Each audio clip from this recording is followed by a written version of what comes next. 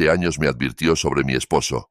Su voz temblorosa me asustó más que cualquier alarma. Mamá, papá tiene una novia, y cuando te vayas de viaje va a llevarse todo tu dinero. Ana Beltrán tenía 39 años, con una mirada cálida que ocultaba una mente aguda. Desde fuera, su vida parecía completamente bajo control. Su casa en un barrio tranquilo y elegante de Ciudad de México era moderna e impecable, con aromas suaves que siempre evocaban el hogar. Trabajaba como consultora financiera en una firma internacional, un empleo exigente pero bien pagado que le permitía pasar tiempo significativo con su hijo, Andrés. Esa noche, Ana acababa de revisar un informe para una reunión crucial en Guadalajara. Su vuelo estaba programado para el martes por la mañana. Estaba empacando ropa formal en su closet, mientras Andrés, su hijo de 7 años, jugaba con un rompecabezas en la alfombra. Era un niño dulce y sensible, cuya inteligencia sorprendía incluso a sus maestros. Ana dobló una blusa blanca impecable y llamó a Andrés desde el closet. ¿Recuerdas que te quedas con tu papá el martes? Sí, solo por 2 noches. Andrés no respondió. Simplemente encajó una pieza del rompecabezas en silencio. Ana notó su extraña quietud, pero pensó que solo estaba concentrado. Después de todo, a veces los niños no les gustaba que sus mamás se fueran. Más tarde esa noche, ya en pijama, Andrés le pidió que se quedara un poco más antes de dormir. Se acostó a su lado, apoyando la cabeza en su pecho, y permaneció en silencio por varios minutos hasta que dijo algo que partió la noche en 2. «Mamá», susurró sin levantar la vista. «Papá tiene una novia». Ana se quedó helada. Pensó que no lo había oído bien. «¿Qué dijiste, cariño?» «Que papá tiene una novia. Le habló por teléfono anoche cuando pensó que yo estaba dormido. Estaba en el estudio. Le dijo que cuando te vayas de viaje, irán al banco y harán algo con el dinero». Ana sintió un escalofrío de terror bajarle por la espalda.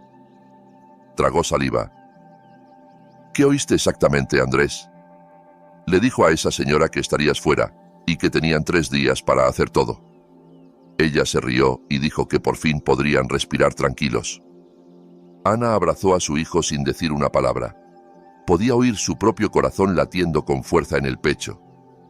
Una advertencia urgente. Andrés se durmió pronto, pero Ana no cerró los ojos esa noche.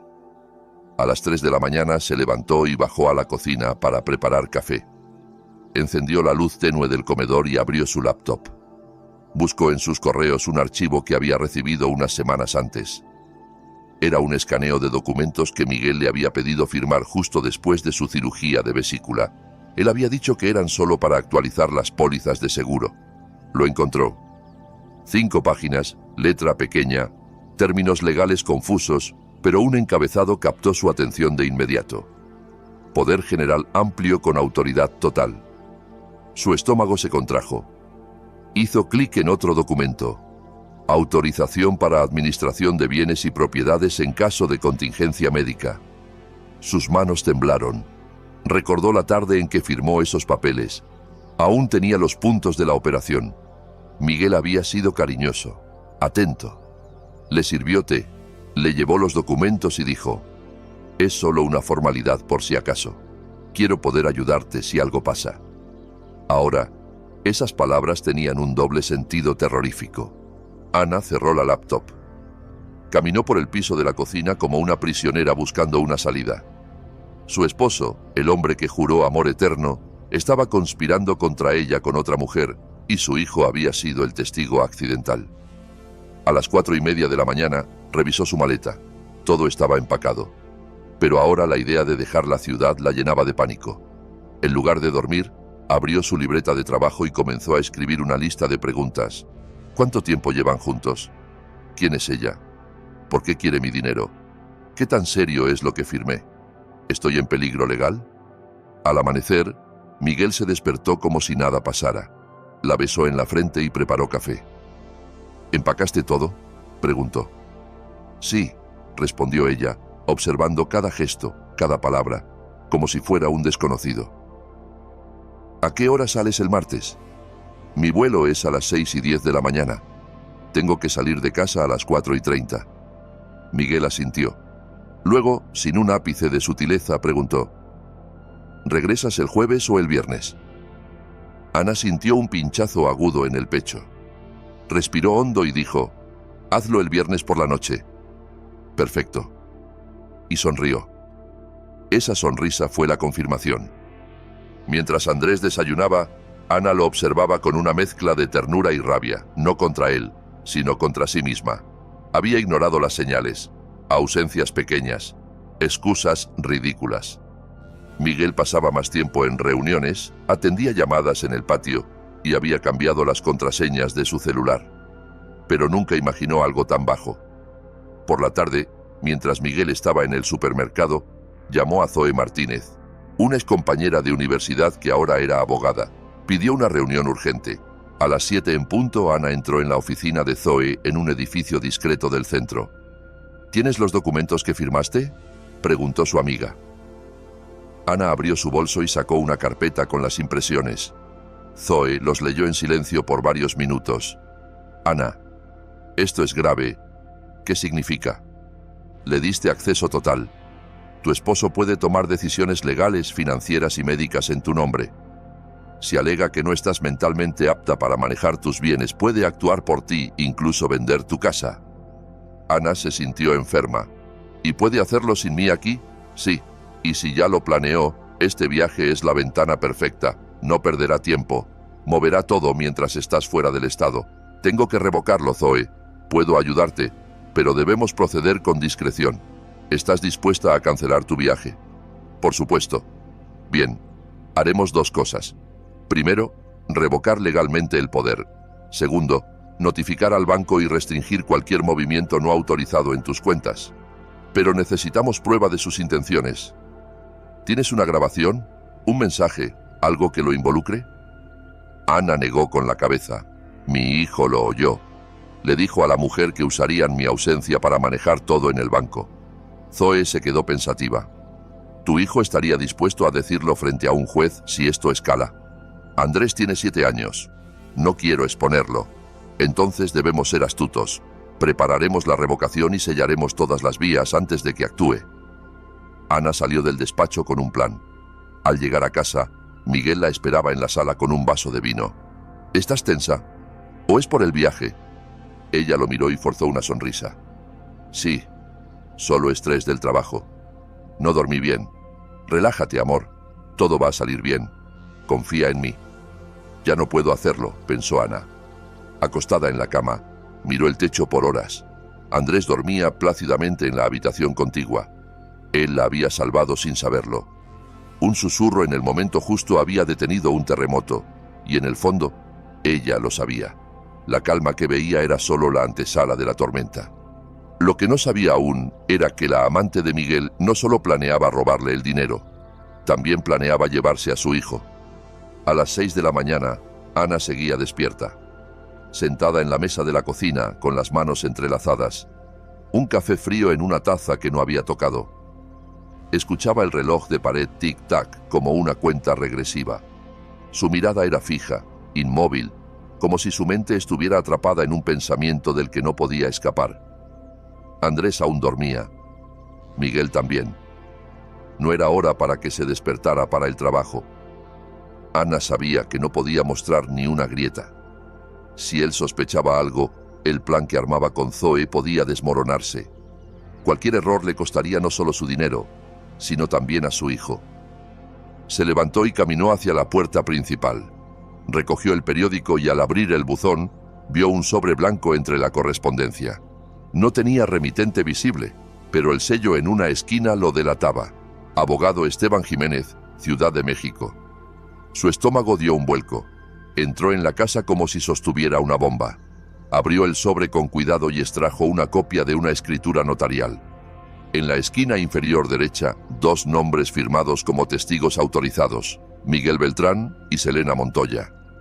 Ese nombre fue un cuchillo que cortó cualquier esperanza de que fuera un malentendido. El documento, fechado semanas antes, confirmaba la validación del poder. Selena no era solo la amante, era la mujer que había ayudado a su esposo a legalizar un arma contra ella. Ana bajó el papel lentamente. Lo apoyó en la mesa como si pesara toneladas. Su teléfono vibró. Un mensaje de Zoe. Contacté al especialista. Tiene un hueco esta tarde. Prepárate para actuar. Ana levantó la vista. Sus ojos ya no tenían miedo, tenían furia. A las 8 de la mañana, cuando Miguel bajó a desayunar, Ana estaba lista, vestida para la oficina, con su laptop en la mochila y una sonrisa serena en el rostro. Miguel la observó con cuidado, como midiendo cada detalle. ¿Tienes reunión hoy?, preguntó con dulzura. Sí, con el equipo de Guadalajara, preparando todo para el viaje. ¿Y a qué hora vuelas el martes?, insistió, removiendo el café lentamente. A las 6:10 de la mañana. Tengo que salir de casa a las 4:30. Miguel tomó un sorbo y asintió. No la miró directamente, pero Ana notó el leve movimiento de sus labios, una mueca mínima, casi imperceptible. ¿Ya hiciste el check-in?, agregó. Aún no. Lo haré esta noche. ¿Por qué? Nada. Solo quería saber si necesitas que te lleve al aeropuerto. Ana sostuvo su mirada. No apartó la vista. Quería que él creyera que confiaba, aunque cada célula de su cuerpo gritara lo contrario. Te aviso si necesito ayuda, respondió, llevando la taza a sus labios. Cuando Miguel se fue, Ana cerró la puerta con llave. Luego se deslizó contra la pared. Respiró hondo. Se obligó a no llorar. Ese día no era para lágrimas, era para estrategia. A las 11:30 llegó al despacho que Zoe le había indicado. La recibió un hombre de unos 50 años, con cabello canoso y rostro severo. Su nombre era Esteban Jiménez, abogado especializado en patrimonios familiares y prevención de fraudes domésticos. He revisado el caso. Tu situación es más común de lo que piensas, pero no por eso menos peligrosa. Ana se sentó frente a él, aún sosteniendo el sobre notarial. ¿Qué tan malo es? Esteban tomó los documentos, los leyó y levantó la vista. Tu esposo tiene control total sobre tus bienes. Puede vender tu casa, mover tus cuentas, incluso firmar decisiones médicas por ti. Legalmente, tiene toda tu vida en sus manos. Ana sintió un vacío en el estómago. ¿Y puede declararme incapacitada? Sí. En caso de enfermedad mental o física, con un certificado médico y el poder actual, puedes solicitar una declaración de incapacidad. Y si estás fuera del Estado, es aún más fácil ejecutar el proceso sin oposición inmediata. Ana apretó los puños sobre la mesa. ¿Pueden internarme en una clínica? Sí. Y no necesitaría tu consentimiento. Un dictamen médico y su firma como agente autorizado serían suficientes. Esteban hizo una pausa. ¿Tienes indicios de que eso esté en sus planes? Ana le contó sobre Selena, el sobre en el buzón y lo que Andrés había oído. Esteban anotó cada detalle. Entiendo. Sí, está en marcha. Ana tragó saliva. ¿Qué puedo hacer? Esteban giró su monitor hacia ella. Le mostró un plan dividido en 3 fases. Primero, revocaremos el poder. Tengo contacto directo en la notaría. Si firmamos hoy, tu esposo recibirá la notificación formal mañana, pero eso podría alertarlo. Ana lo miró con preocupación. ¿Y si eso lo hace reaccionar? Por eso el segundo paso es vital. Eliminaremos su acceso como cofirmante en todas tus cuentas. Hoy mismo, las moveremos a nuevas cuentas exclusivas y protegidas a tu nombre. Y tercero, necesitamos prueba sólida de su intención. Una grabación, un intento fallido, algo que demuestre que tu esposo actuó con premeditación. Esteban entrecerró los ojos. ¿Estás dispuesta a fingir que vas de viaje? Ana asintió sin dudar. Lo que sea por proteger a mi hijo. Esteban sonrió por primera vez. Bien, jugaremos el mismo juego, pero con mejores cartas. Esa noche, Ana cenó con Miguel y Andrés como si nada hubiera pasado. Miguel estaba más atento que de costumbre, contó chistes en la mesa, ofreció empacar cosas para el viaje, acarició suavemente el cabello de Ana. Ella se dejó. Cada caricia era un disfraz, cada sonrisa, un arma. ¿Recuerdas esos papeles que firmaste hace semanas?, preguntó Miguel después de la cena. El abogado me llamó. Dijo que hay detalles por actualizar. ¿Puedes pasar por su oficina mañana? Ana sintió un escalofrío. Se levantó con la excusa de lavar los platos. Mañana no puedo. Tengo el día lleno. Mejor después del viaje. Pero el abogado dijo que es rápido. Solo una firma. Ve. Prefiero hacerlo con calma cuando regrese. Hubo un silencio tenso. Miguel dejó los cubiertos en la mesa con más fuerza de la necesaria. Como quieras. Ana se giró para ocultar su rostro, cerró los ojos y apretó los dientes. Sabía que había frustrado su plan y también que él empezaría a entrar en pánico. Al día siguiente, Ana ejecutó el plan con Esteban, firmó la revocación del poder, cambió sus cuentas y transfirió todos sus ahorros a una cuenta exclusiva y segura. Incluso protegió el fondo educativo de Andrés que Miguel había ayudado a crear. Cuando terminó, Esteban la miró serio. A partir de hoy, él ya no tiene control sobre ti, pero aún no lo sabe, y cuando lo descubra, no reaccionará bien.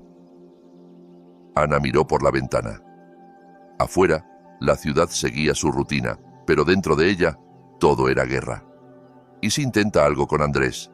Si quiere llevárselo. No puede. Legalmente la custodia es compartida, pero si lo que me contaste es cierto, creo que él y Selena tienen algo más en mente. Ana se volvió hacia él. ¿Qué? Esteban la observó con gravedad. ¿Y si su plan es hacerte parecer inestable para reclamar la custodia total? Ana no respondió. Las palabras flotaron en el aire como veneno. Esa noche, mientras fingía preparar el viaje, Ana encontró una tarjeta oculta entre los documentos de Miguel. Era de una clínica psiquiátrica privada. Al reverso, escrita a mano, una fecha, miércoles 10, 9 a.m., y un nombre, doctora Carla Gómez. Ana sintió que el mundo se movía bajo sus pies. Ese era su plan. Ella saldría el martes, y el miércoles Miguel la declararía inestable con una psiquiatra cómplice. Para el jueves probablemente no tendría casa, cuentas ni hijo. Miró a Andrés, que dormía abrazado a su león de peluche. Se sentó junto a él, le acarició el cabello y juró en silencio que no les permitiría tocarlo. Ana ya no era solo una madre herida. Era una mujer en guerra, y había aprendido rápido a pelear con inteligencia. La noche anterior había sido crucial. Oculta en el bolsillo interior de una carpeta entre los documentos de Miguel, encontró la tarjeta de la clínica psiquiátrica con la cita programada para el miércoles 10, a las 9 de la mañana, con la doctora Carla Gómez. Estaba claro. Ese era el siguiente paso: desaparecerla legalmente, convertirla en alguien incapaz, y luego tomar todo, incluyendo a Andrés. El siguiente paso era averiguar con quién colaboraba Miguel. Tenía un nombre, Selena Montoya, pero no bastaba. Necesitaba más. Saber quién era, qué hacía, qué conexiones tenía. Necesitaba entender hasta dónde llegaba esa red. Después de dejar a Andrés en la escuela, se sentó en el asiento del conductor y sacó su teléfono. Abrió el navegador y escribió Selena Montoya. Aparecieron resultados dispersos. Un perfil en LinkedIn, algunos registros notariales y una mención en el sitio web de una firma de consultoría financiera, Montoya y Asociados. Hizo clic en cada enlace como si desactivara minas explosivas. En el sitio de la firma, encontró una foto de Selena con un traje sastre, una sonrisa impecable y una arrogancia marcada en los ojos. La descripción decía: socia fundadora, especialista en patrimonio personal, gestión de activos y reestructuración de fondos familiares. Ana tragó saliva, mirando de nuevo la dirección. Avenida Reforma, segundo piso, Ciudad de México. Entonces recordó. Miguel solía decir que tenía reuniones en oficinas de clientes en esa misma calle. Incluso había llevado a Andrés una vez, le contó. Ana pensó que era un banco. Ahora entendía todo. Selena no era nueva en la vida de Miguel, ni solo una consultora. Algo en Ana le decía que ese rostro no le era del todo desconocido. Volvió a buscar en línea, esta vez en Facebook, el nombre completo. Había una cuenta privada sin publicaciones visibles, solo una foto de perfil. Selena de espaldas frente a un ventanal con vista a la ciudad. El tipo de imagen que no muestra pero insinúa. Ana decidió ir más atrás. Buscó fotos antiguas en su propia computadora, álbumes digitales olvidados, eventos, reuniones, fotos de boda, de luna de miel, nada. Hasta que encontró una carpeta que Miguel le había enviado una vez llamada Universidad. La abrió y allí estaba. Selena, mucho más joven, con cabello más largo, sentada junto a Miguel en una fiesta universitaria. En otra foto, se abrazaban. En una más, se besaban. Las fotos databan de 2003. Selena no era solo una amante. Era su exnovia, la mujer que Miguel había amado antes de conocer a Ana, y ahora había regresado. Ana se sentó sola en el comedor, con la laptop frente a ella, mirando la pantalla como si fuera una traición grabada. Sintió una mezcla de furia, miedo, impotencia y algo más peligroso, sed de justicia. Horas después, Andrés llegó de la escuela. Estaba feliz, con dibujos nuevos en su mochila.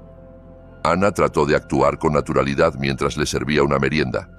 «Mamá, ¿puedo decirte algo? Pero prométeme que no te enojas».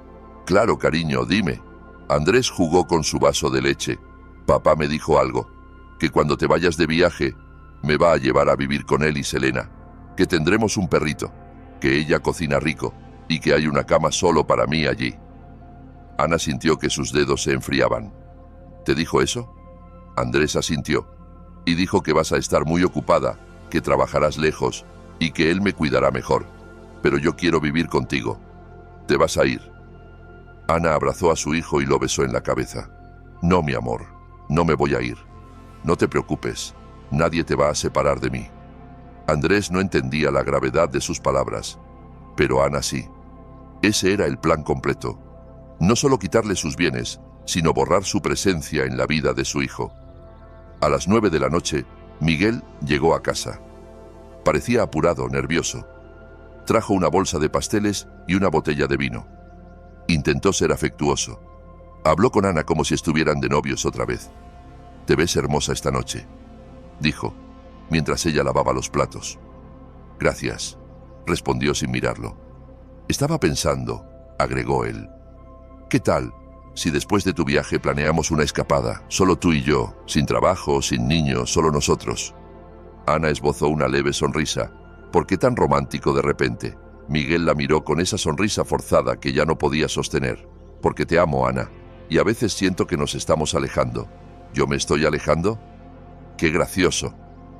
«Tú lo estás. Tal vez solo tengo mucho en la cabeza». Justo entonces, el teléfono de Miguel vibró. Estaba en la encimera de la cocina. La pantalla se iluminó. Ana alcanzó a leer un nombre antes de que él lo agarrara. «Selena». Miguel lo bloqueó de inmediato. «¿Quién era?», preguntó Ana, como si no hubiera visto nada.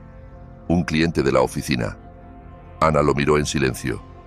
Lo dejó pasar. No era el momento de confrontarlo. Cuando Miguel entró a la ducha, Ana tomó su teléfono, se encerró en el baño de visitas, marcó el número de Zoe y habló en voz baja. «Tenemos lo que necesitábamos. No solo quiere robarme, quiere quedarse con mi hijo. Y Selena es parte de todo. Era su novia en la universidad. Llevan años juntos». «¿Tienes prueba más directa?», preguntó Zoe. «No, pero puedo conseguirla. Entonces hazlo. Graba lo que puedas. Conversaciones, mensajes, cualquier cosa». Esa misma noche, Ana activó la grabadora de voz en su teléfono y la dejó corriendo en la sala mientras fingía dormir en el sofá. A las 11:07, Miguel hizo una llamada en altavoz. «Hola, hermosa», dijo en voz baja. «¿Está dormida?», preguntó Selena del otro lado. «Sí, y no sospecha nada. Todo está listo. En 48 horas, todo será nuestro».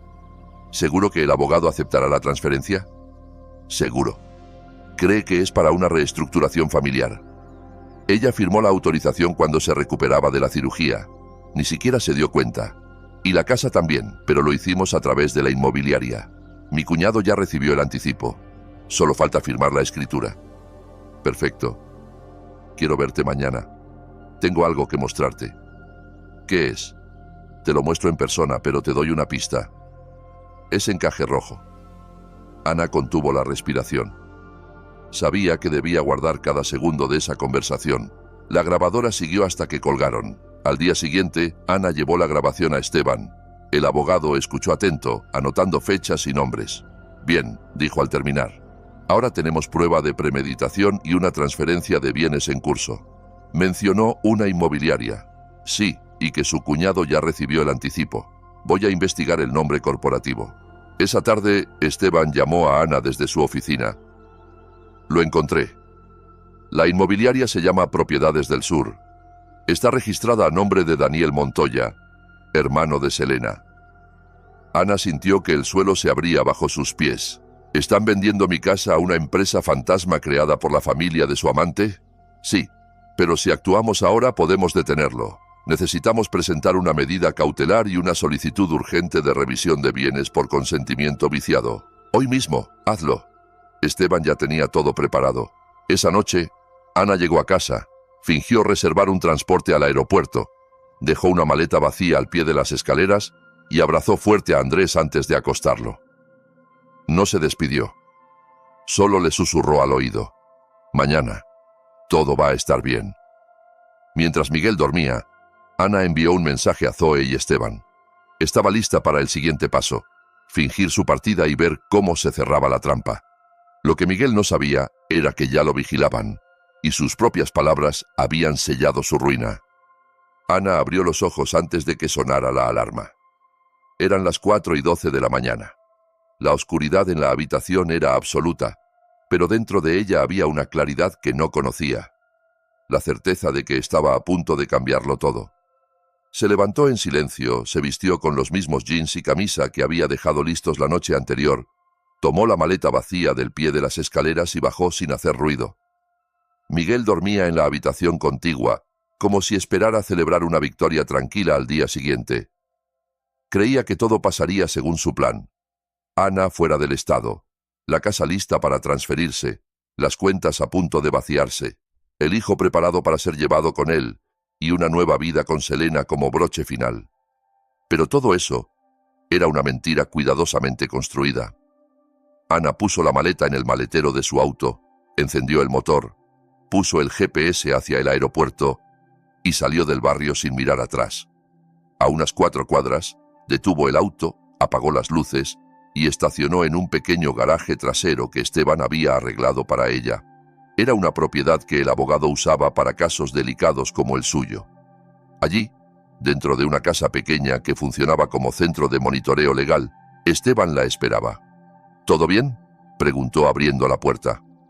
No dormí, pero estoy lista, respondió Ana al entrar.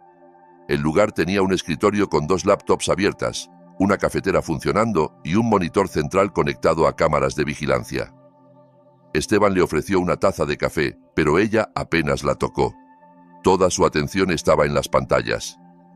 ¿Estás clara en lo que haremos?, preguntó él. Ana asintió. Esperaremos a que actúe. Exacto. Tus cuentas ya están bloqueadas, el poder está revocado. El banco ha sido notificado. Todo está blindado legalmente. Ahora lo importante es que se exponga. A las 8:03 de la mañana, Miguel envió el primer mensaje. Cariño, ¿ya embarcaste? ¿Todo bien? Ana lo ignoró. A las 8:47 llegó otro. Avísame cuando aterrices. Quiero saber que estás a salvo. Esteban anotó la hora. Cada mensaje sería parte de la línea temporal legal que construirían después. A las 9:10, una de las cámaras conectadas a la sucursal bancaria captó movimiento. Miguel entró por la puerta principal con un traje gris claro, una carpeta negra bajo el brazo y una expresión de confianza en el rostro. Selena lo esperaba afuera en un auto blanco estacionado ilegalmente, revisando su teléfono. Ahí está, murmuró Ana sin quitar los ojos de la pantalla. Veamos cuánto tarda en quitarse la máscara, dijo Esteban activando la grabación. Miguel se acercó al área de servicio ejecutivo, mostró su identificación y entregó los documentos. La cámara enfocó desde un ángulo discreto. La conversación era parcialmente audible a través del micrófono ambiental que el banco había autorizado para casos legales. Como agente legal de la señora Ana Beltrán, quiero liquidar los fondos en la cuenta número... La ejecutiva, una mujer de unos 40 años, revisó su computadora. Su rostro cambió. Miró con cautela. Un momento, por favor. Llamó a su superior. Un hombre alto con gafas apareció detrás del vidrio. Revisó los papeles, dio un asentimiento seco, tomó el teléfono y marcó una extensión. Miguel frunció el ceño, cruzando los brazos. ¿Hay algún problema?, preguntó con voz tensa. Solo verificamos la información, respondió el gerente. Selena bajó del auto y se acercó a la puerta mirando nerviosa. Paseaba de un lado a otro mientras consultaba su reloj. En la cámara oyeron a Miguel murmurar entre dientes: «Esto tenía que hacerse hoy. Mi esposa está fuera del estado». Ana sintió que su pulso se aceleraba. Oír esas palabras de su boca era como tener una confirmación escrita. El gerente regresó con la carpeta en mano. «Señor Beltrán, debo informarle que el poder fue revocado hace menos de 24 horas. Además, su acceso como cofirmante ha sido eliminado. Ya no está autorizado para realizar movimientos en estas cuentas». Miguel palideció. «Eso es imposible. Y repito, señor, no tiene autorización legal y los documentos que presentó son inválidos. Esto es una locura. Ella firmó esto. Soy su esposo. El sistema ha sido actualizado. La información no admite excepciones». Miguel alzó la voz y golpeó la mesa. «No saben con quién se meten». La ejecutiva se levantó de inmediato. El gerente presionó un botón bajo el escritorio. La seguridad se acercó por el pasillo. Selena entró al banco justo entonces. «¿Qué pasa?», dijo en voz alta acercándose a Miguel. «Nos niegan el acceso. Dicen que revocó todo», respondió él fuera de sí. «Pero no dijiste que estaba hecho». Ella lo firmó. Lo firmó mientras se recuperaba. ¿Y cómo pudo anularlo tan rápido? ¿Quién la ayudó? No sé, pero esto tenía que hacerse hoy. Ana escuchaba cada palabra desde la laptop. Esteban grababa todo en tiempo real. Todo lo necesario para una demanda por intento de fraude estaba allí. Audio, video, fechas, documentos revocados. Miguel y Selena expuestos en su desesperación. En la pantalla, el gerente hizo un gesto con la mano. Miguel fue escoltado hacia la salida.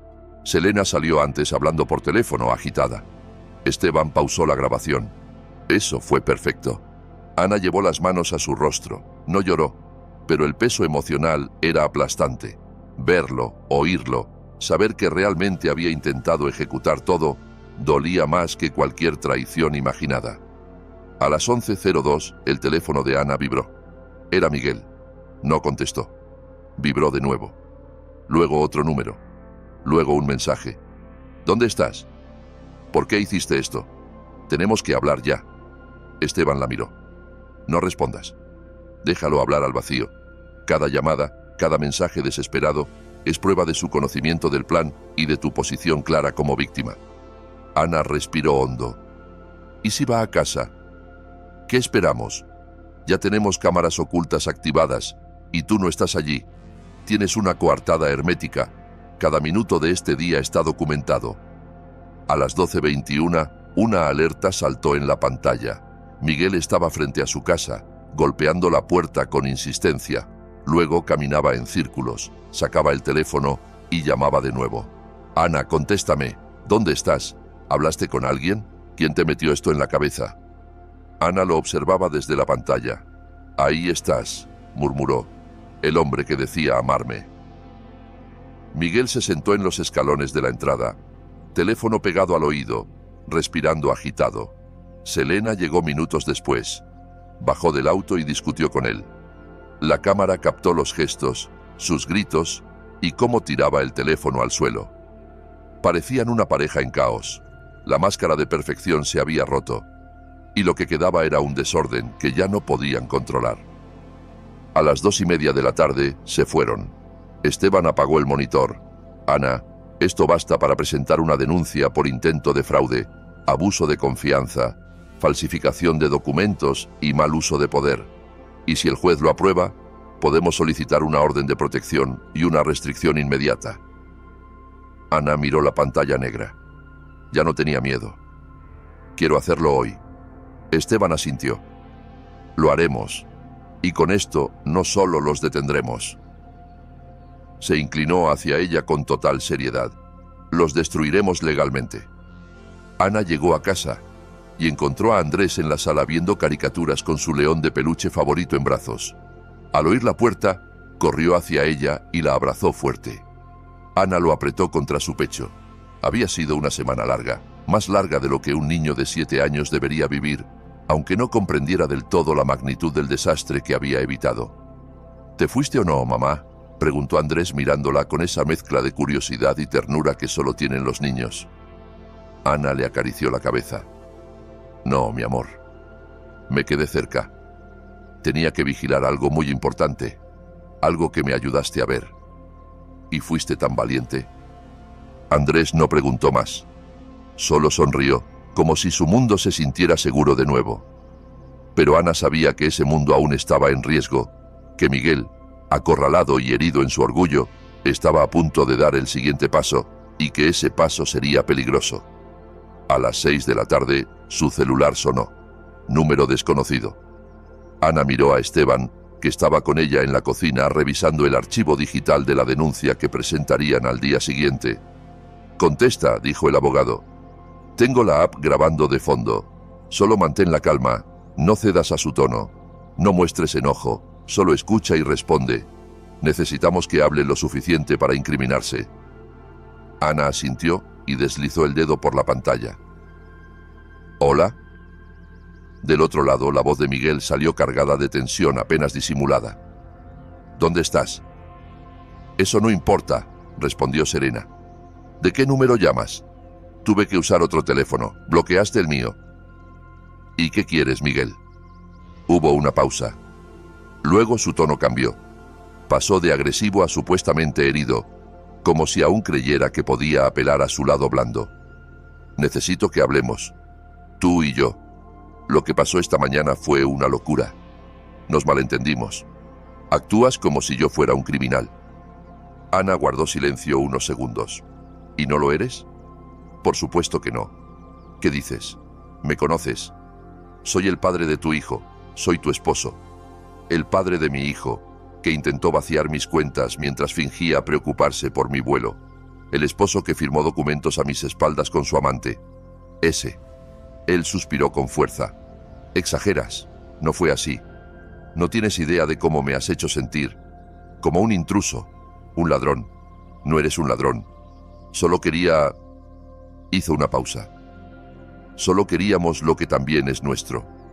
Selena y yo». Ana miró a Esteban, que asentía mientras tomaba notas. Todo iba como esperaban. «¿Incluyes a esa mujer como parte de nuestra familia ahora? Ha estado conmigo más tiempo del que sabes. Y tú. Nunca nos diste suficiente. Siempre trabajando. Siempre en tu mundo. Y yo. Y todo lo que aporté. Aportaste un plan para deshacerte de mí. No, eso no es verdad. No planeabas internarme con ayuda de una psiquiatra. ¿No tenías una cita ya programada para declarar que soy emocionalmente inestable?» Miguel guardó silencio. ¿Y la casa? ¿No planeaban transferirla a una empresa que resultó ser a nombre del hermano de tu amante? No es lo que piensas. ¿Y qué es entonces?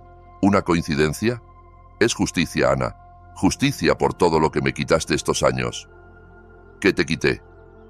Mi lugar. Siempre fuiste la que brillaba, la que ganaba más, la que decidía. Yo era solo el accesorio. ¿Sabes lo que es vivir sintiéndose invisible? ¿Y esa es tu justificación? ¿Hacerme desaparecer para que tú te sintieras alguien?» Miguel murmuró algo entre dientes. Esteban subió el volumen de la grabadora. «No quería que se saliera de control», dijo Miguel finalmente. «Solo queríamos empezar de nuevo. Tú nunca lo ibas a permitir.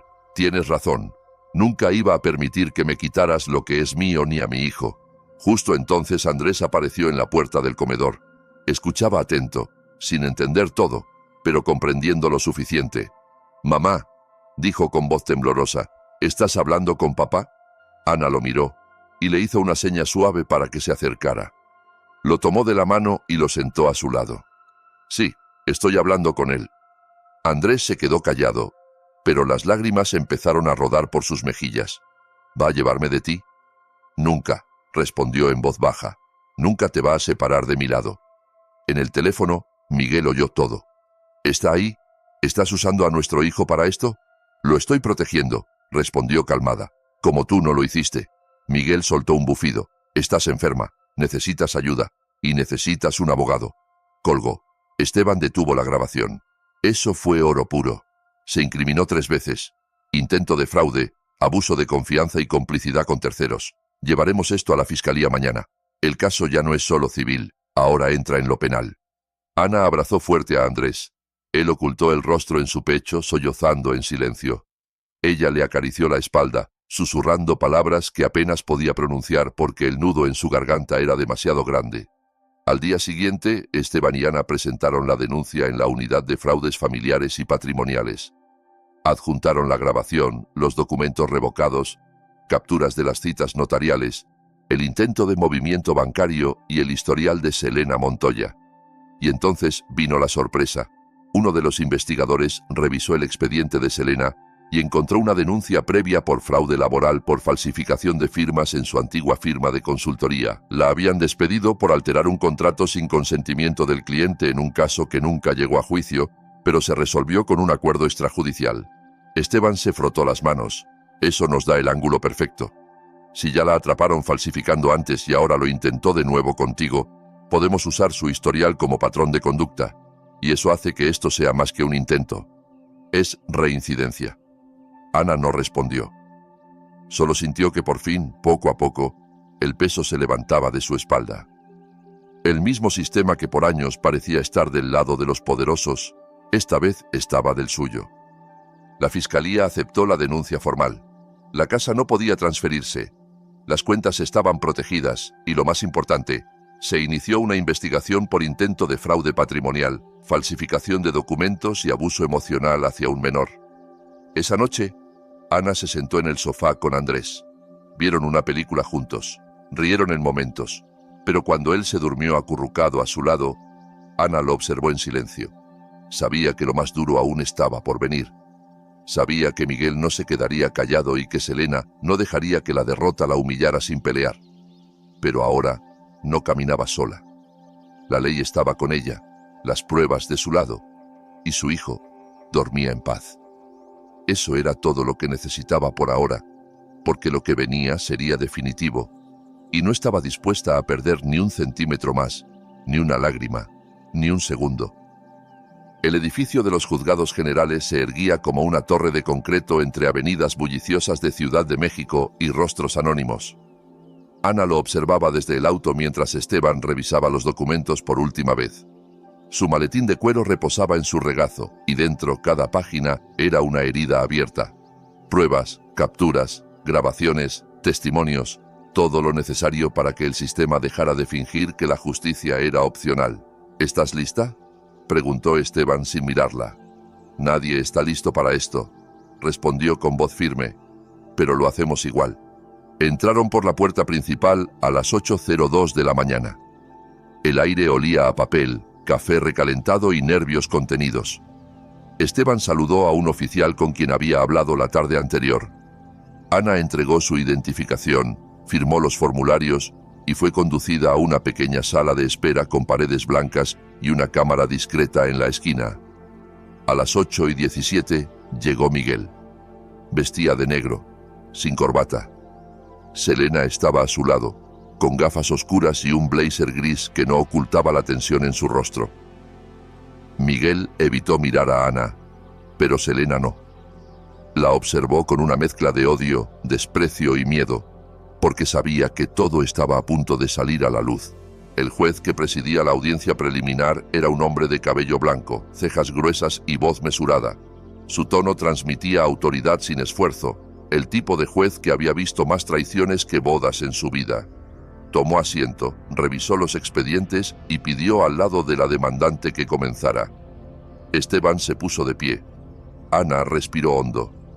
Señoría, mi clienta fue víctima de una serie de actos premeditados por su esposo y la señora Selena Montoya, con el fin de despojarla de su patrimonio, anular su capacidad legal y quitarle la custodia de su hijo menor. Adjuntamos evidencia documental, grabaciones de audio y video y testimonios. Además, presentamos pruebas de que los demandados intentaron usar un poder obtenido por engaño, firmado durante un periodo de recuperación médica tras una cirugía mayor. El juez revisó los papeles deteniéndose en los sellos, fechas y firmas. Tomó algunas notas, luego se volvió hacia Miguel. Señor Beltrán, ¿tiene algo que declarar? Miguel se levantó. Su voz tembló al principio, pero luego encontró un tono firme, casi indignado. Señoría, esto es todo un malentendido. Mi esposa está pasando por una crisis emocional. Tiene historial de ansiedad severa. Ha estado bajo presión constante por años. Solo intentaba protegerla. Firmó los documentos en plena conciencia. Lo que hicimos fue por el bien de la familia. No hubo engaño ni intención de dañarla. Ana soltó una risa seca. No pudo contenerla. El juez levantó la vista. «Señora Beltrán, ¿desea decir algo?» Ana se levantó sin prisa. Su vestido azul oscuro la hacía ver formidable, resuelta. Su voz no tembló ni una vez. «Usaste mi recuperación médica como oportunidad. Eso no te hace listo, te hace cobarde. Firmé esos papeles con morfina en el sistema. Me dijiste que era una actualización de seguros. Nunca me diste opción, y mientras dormía en el sofá, planeabas con tu amante cómo quitarme la casa, las cuentas y a mi hijo. Tengo todo grabado. Selena diciendo, en 48 horas será nuestro. Tú gritando en el banco que mi esposa está fuera del estado. Todo está aquí con fecha, hora y contexto». Miguel bajó la mirada. Selena cruzó los brazos con fuerza. «Además», continuó Ana, «mi hijo habló. Le dijo a su maestra que tenía miedo, que su papá le había dicho que cuando yo me fuera, viviría con Selena, que tendrían un perrito, como si eso bastara para borrar a su madre». El juez pidió silencio con un leve gesto de mano. Luego solicitó que se presentaran los audios y videos, la grabación en el banco, la llamada telefónica, la conversación interceptada entre Miguel y Selena. Cada palabra llenó la sala como un veredicto. Nadie habló, nadie respiró. Cuando terminaron, el juez se recostó en su asiento. Tras escuchar la evidencia, y dados los claros indicios de falsificación de documentos, intención de fraude y manipulación emocional hacia un menor, procedo a emitir las siguientes medidas cautelares. Una orden de alejamiento contra el señor Miguel Beltrán y la señora Selena Montoya, en favor de la señora Ana Beltrán y su hijo menor. Además, Miguel se derrumbó literalmente. Se hundió en su silla como si todo el aire se hubiera evaporado de sus pulmones. Selena tomó su bolso y salió de la sala sin mirar atrás. El juez pidió coordinación con servicios sociales. Horas después, una trabajadora social visitó la escuela de Andrés. Habló con su maestra, el orientador, y luego con el niño mismo. En su informe, anotó que Andrés relató con claridad que su padre le había dicho que pronto viviría con él y Selena, y que su madre estaba demasiado cansada para cuidarlo. También se reportaron actitudes evasivas de Miguel en reuniones escolares previas, donde evitaba temas emocionales y se limitaba a logística, horarios y rutinas. El informe fue demoledor. Se confirma negligencia en el bienestar emocional, intento de manipulación del entorno del menor con fines de separación forzada del núcleo materno. Ana recibió el documento en casa y lo leyó en silencio. Cada palabra era un puñal, pero también un ladrillo en el muro que la protegía. Andrés jugaba en el patio trasero con un avión de papel. No sabía que su historia se escribía en archivos oficiales, ni que su voz, pequeña y temblorosa, había sido la más poderosa de todas. Esa misma semana, Esteban recibió una llamada de la fiscalía. «Tenemos una propuesta», le dijeron. «Si la parte afectada acepta, podemos ofrecer un acuerdo para evitar un juicio largo». Miguel y Selena estaban dispuestos a aceptar responsabilidad formal para evadir la cárcel. El acuerdo consistía en 3 años de libertad condicional, restitución total por cualquier movimiento financiero fallido, pérdida de derechos sobre bienes compartidos, antecedentes penales por intento de fraude y falsificación de documentos y renuncia voluntaria a la custodia compartida. Esteban colgó y miró a Ana. «¿Qué piensas? Quiero que quede marcado. Quiero que el mundo sepa quién es. Pero más que nada, quiero paz. Quiero que mi hijo crezca sin ver ese reflejo en sus ojos». Entonces aceptamos. Firmaron el acuerdo 2 días después. Miguel no miró a Ana ni una vez. El rostro de Selena estaba oculto tras gafas oscuras que no disimulaban su derrota. La firma fue rápida, casi rutinaria, como si intentos de traición, robo y destrucción emocional pudieran sellarse con tinta negra en papel simple. Cuando Ana salió del edificio con Esteban, respiró el aire más limpio que había sentido en meses. Era como si el peso hubiera dejado de colgar de su pecho. En casa, Andrés la esperaba con un dibujo. «Eres mi superheroína», decía, con una figura de palitos con capa roja. Ella sonrió, lo abrazó, y por primera vez en mucho tiempo lo hizo sin miedo. Había ganado no solo el caso, sino la certeza de que ningún intento de manipulación, ninguna traición profunda, Ningún documento falso, ni palabras frías, podían derrotar a una madre decidida a proteger lo suyo. Y esa batalla, la que no estaba en las leyes ni en los archivos, sino en el corazón, ya la había ganado. El tiempo no borra, pero transforma. Lo que antes era un campo de batalla emocional, ahora era un hogar en paz.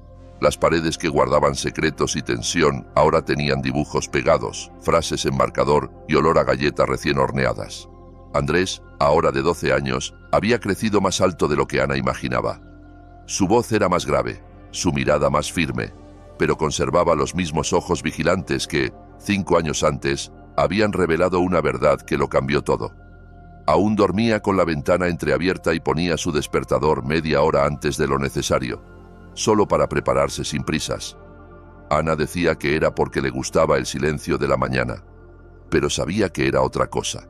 Sabía que Andrés, aunque no lo dijera, había aprendido desde muy pequeño que todo podía cambiar en cualquier momento, y quería estar listo por si acaso. Ana había vendido la casa un año después de ganar el caso. No quería seguir viviendo en los mismos espacios donde Miguel había planeado su ruina. Se mudó a una casa más pequeña pero luminosa, con jardín y cocina abierta que se convirtió en el centro de su nueva vida. Conservó pocos muebles, pocos objetos, solo lo esencial, como si su alma también necesitara espacio para respirar. Ahora trabajaba de forma independiente, dejó la firma de consultoría y creó su propio proyecto de asesoría para mujeres en situaciones de vulnerabilidad legal. Tenía 2 empleados, 3 clientes grandes y 100 historias que le confirmaban cada día que su lucha no había sido en vano. Esa mañana, Andrés salió de la escuela con un sobre en la mano. Caminó hacia el auto con una sonrisa que no podía ocultar. «Mamá», dijo mientras se abrochaba el cinturón, «me dieron esto». Ana tomó el sobre y lo abrió con cuidado. El logo de la Fundación Académica Fénix Renacido estaba impreso en el encabezado. Leyó la carta 2 veces, luego lo miró. Su corazón latía fuerte. «Te ofrecieron la beca completa». Andrés asintió sin hablar. «Eres increíble», dijo ella finalmente. «Absolutamente increíble». Esa noche, Ana fue a su escritorio. Abrió una cajita de madera que guardaba en el fondo del cajón. Sacó una hoja de papel doblada en 3. Era una carta manuscrita con tinta azul en papel simple. La había guardado allí por 5 años. La escribió en medio del caos, cuando la verdad empezaba a salir y la vida aún pendía de un hilo. Nunca se la había mostrado. «Andrés», dijo mientras él hacía tarea en la mesa del comedor, «tengo algo para ti». Le entregó la carta sin decir más. Andrés la abrió con manos temblorosas. Mientras leía, su rostro cambió. Sus ojos se nublaron. Se mordió el labio. Terminó de leer y la apretó contra su pecho. «¿Escribiste esto cuando todo pasaba?» «Sí. Nunca supe si era el momento adecuado, pero ahora sé que lo es». Andrés la abrazó. No dijo nada. No necesitaba. Al día siguiente, Ana recibió una notificación legal. El remitente era un despacho que no reconocía. Abrió el documento con la misma frialdad que había aprendido a cultivar en los últimos años. Selena Montoya intentaba contactarla a través de un abogado. No por negocios ni disculpas. El documento era breve, ambiguo. Decía que deseaba transmitir unas palabras, que había cambiado, que buscaba perdón no para redimirse, sino para cerrar un ciclo. Solicitaba una reunión cara a cara. Ana cerró el sobre, lo colocó en la mesa, lo miró por 5 minutos, luego se levantó, fue a la cocina, tomó un fósforo de la caja y lo encendió. Observó cómo el fuego consumía el documento centímetro a centímetro hasta que se convirtió en cenizas negras. Selena no merecía nada. 2 semanas después, Ana encontró otro sobre en el buzón. Esta vez, la letra era inconfundible. Miguel. El nombre ni siquiera necesitaba firma. Su trazo estaba tatuado en su memoria. Se sentó en el jardín. El cielo estaba despejado. Abrió el sobre sin emoción. La carta era larga. Decía que había perdido su trabajo, que Selena lo había dejado, que sus padres ya no querían saber de él, que vivía en un alquiler y que se arrepentía cada día más. Hablaba de soledad, remordimiento, cuánto extrañaba a Andrés, cuánto la extrañaba a ella. Pedía perdón, no esperaba nada. Solo necesitaba decirlo.